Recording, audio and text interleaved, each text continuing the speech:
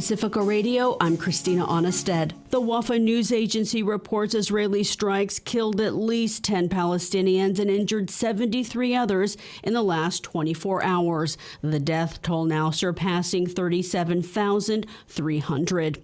Israeli airstrikes are eradicating entire Palestinian families in Gaza, sometimes generations at a time at an unprecedented level, according to an Associated Press investigation that's identified at least 60 Palestinian families where at least 25 people were killed between October and December, the deadliest time of casualties in 8 months of war. Several families have nearly no one left to document the toll.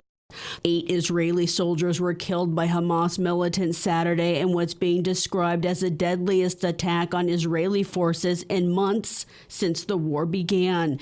The Israeli military says it's paused fighting during daytime hours along a route in southern Gaza to allow for humanitarian aid deliveries into the besieged Palestinian enclave. The United Nations says it welcomes the move, but no aid has left Kerem Shalom. Israeli Prime Minister Benjamin Netanyahu has dissolved the war cabinet. This follows the departure of Benny Gantz, an opposition lawmaker who had joined the coalition. He criticized a lack of a day-after plan for Gaza. Meanwhile, tens of thousands of Israelis took to the streets in Tel Aviv over the weekend, demanding Netanyahu reach a deal to release the hostages and criticize the prime minister's handling of its war against Hamas. Speaking Saturday, a recently freed hostage, Andrei Kozlov, joined the call for the government to strike a deal with Hamas to release hostages. Some 120 remain in Gaza.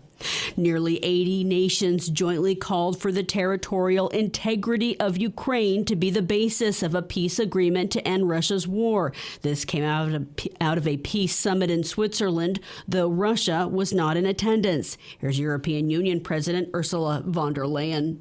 It was not a peace negotiation because Putin is not serious about ending the war.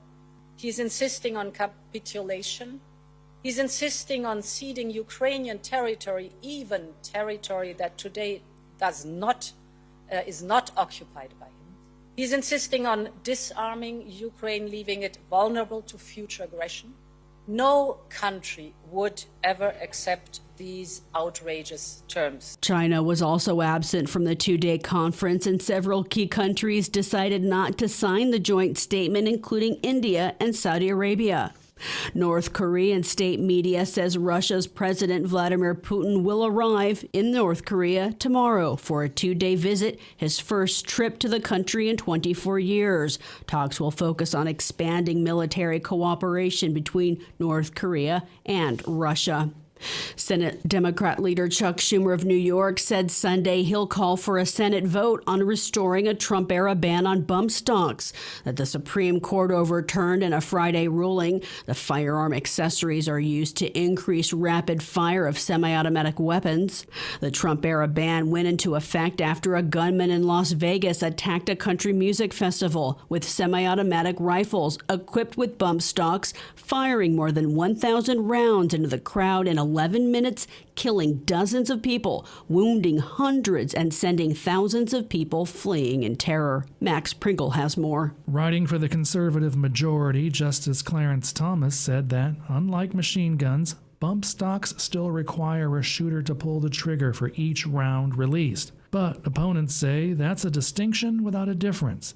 Adam Skaggs is chief counsel and vice president of Giffords Law Center, a national gun safety group. Bump stocks are aftermarket devices that can be attached to AR-15 style rifle that allow the user to fire them incredibly rapidly, firing them at a rate that essentially is indistinguishable from a machine gun, from a fully automatic weapon.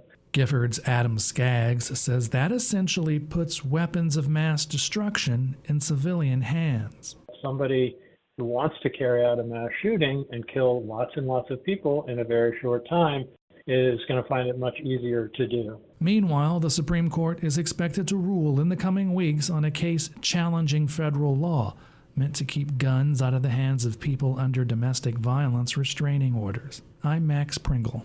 The U.S. Surgeon General is calling on Congress to require warning labels on social media platforms like TikTok and Instagram, similar to those now mandatory on cigarette boxes. Hot and cold extreme weather is expected in the U.S. Triple digits are forecast from the Southwest. Record heats forecast in the Midwest to the East Coast, putting millions under heat advisories. Here's New York Governor Kathy Hochul. Extreme heat starting Monday and lasting through Friday. We must be cognizant of the fact that heat is the #1 cause of death for weather-related fatalities here in the United States.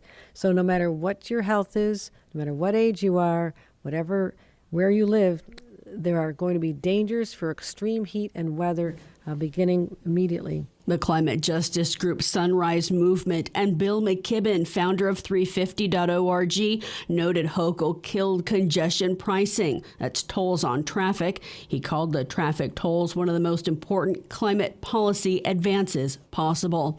Meanwhile, unseasonable cold in the Pacific Northwest is forecast with late season snow in the Rocky Mountains, and severe thunderstorms are developing in the northern plains to the upper Midwest. Rain is anticipated in southern Florida after days of intense rainfall and flooding. Strong winds are pushing flames from a wildfire through dry brush along Interstate 5 north of Los Angeles in the Grapevine. Officials said Sunday it's grown to nearly 23 square miles, and it forced the evacuation of at least 1,200 campers, off-roaders, and hikers from a recreation area.